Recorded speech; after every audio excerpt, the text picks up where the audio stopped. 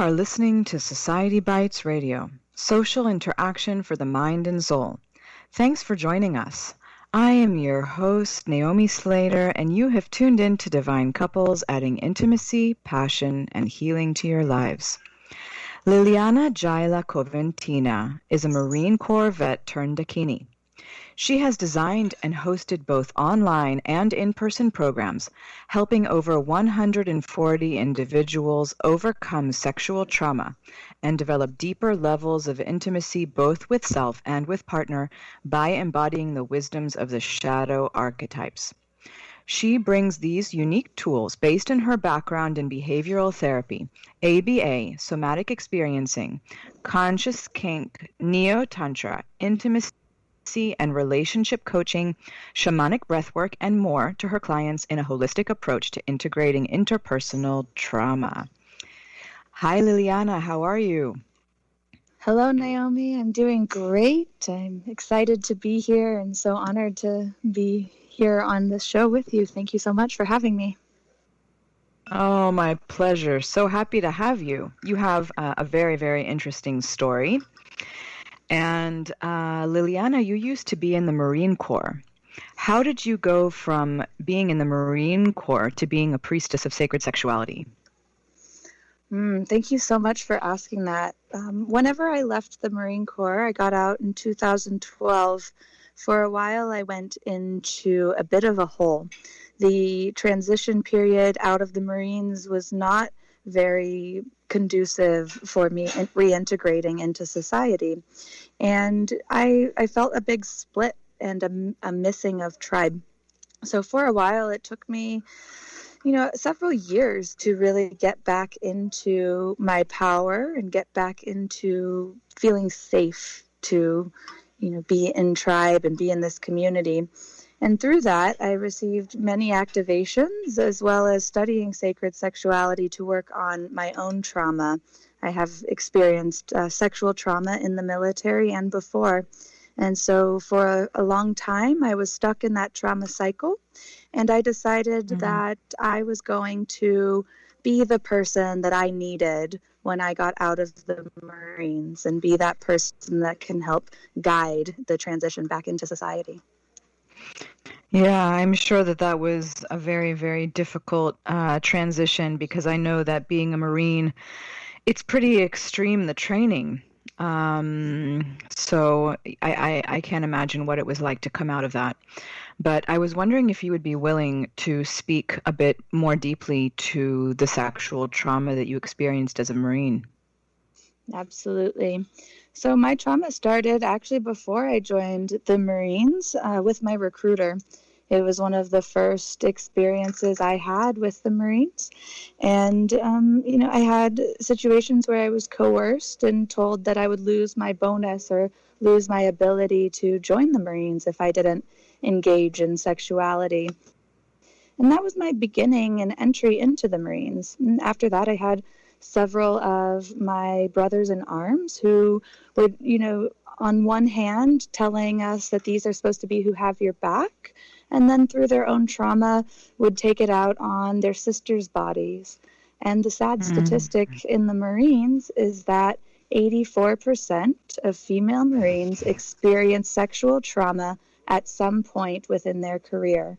It is the norm within that society. So, wow. That's very sad to hear that statistic. Wow. So how do you think in general that serving in the military affects one's sexuality, especially as a woman, but in general? Well, one key thing that I think a lot of people don't know is actually how restricted military members are within their sexuality. Within any armed forces, the people who are here defending our freedom are actually sacrificing their own freedoms and freedom of expression, particularly around sexuality. Some examples include around the feminine, where women are not allowed to have armpit hair or leg hair because it's considered unsightly. Only for women, men are allowed to have this. Other things that exist are under the Uniform Code of Military Justice, which is the bylaws that you submit to by being in the military and that you are held to. Even consensual sodomy, so consensual anal sex, is you could go to jail for that and lose pay and lose your liberty. Also, being an open relating, practicing non-monogamy, you can actually still, to this day, go to jail within the military, go to the brig for practicing that. There's several other dynamics that have rules and bylaws around what we can do with our body. Another, thing around sexuality is around abortion. That if you as a female get an abortion while you're in the military, you can actually be charged with destruction of government property for having an abortion and having your choice. And That's absurd. it is. And meanwhile, we are here protecting the freedoms of the American people and their freedom to choose. So backwards. What can I say? What I'm also curious about, and this is something that we talked about, in a separate phone call, but you were actually with someone who came back from war. And I remember you telling me that his sexuality was very affected by everything that he experienced. Can you talk to that also? Absolutely. I've had several loves that have gone to war and either not come back at all because they died, or that come back not fully themselves. And I have had lovers where I had an experience with a lover where he had not been able to ejaculate with a partner for over 10 years. He was not able to bring himself to that sexuality and to enough safety to allow himself to ejaculate with a partner. And each time he would get anywhere close, there would be a complete full system trauma response. So the challenge with this is that the VA, the Veterans Affairs, does not actually have a plan for that. They told him, here is an extra $180 a month for loss of genital function and loss of ability to reproduce. And I personally don't feel that $180 a month is sufficient for, hey, I'm sorry that you won't have children and won't have, deep, intimate relationships for the rest of your life. Also, $180 a month doesn't even pay for an appointment with me or with any other sexual healer. Or with really anybody, for that matter. That's very sad. Wow. Okay. So I think we've gathered that the military is really not so good for your sexuality. So let's move a bit past the military, because I know that after you finished your service, you worked as a prostitute, and I know that that's something that might be challenging to speak about. But if you would be willing to speak about that experience, I think that would be very interesting for our listeners. Awesome. So I would love to talk about my experience as a sex worker. It began with online camming work and then moved towards actual in-person sex work. And for me, it was not a, sob story of I'm doing this, and there was a need and necessity, but it was really from my power. I felt at a space where I was able to fully express my sexuality and get my own healing while also providing this healing to men.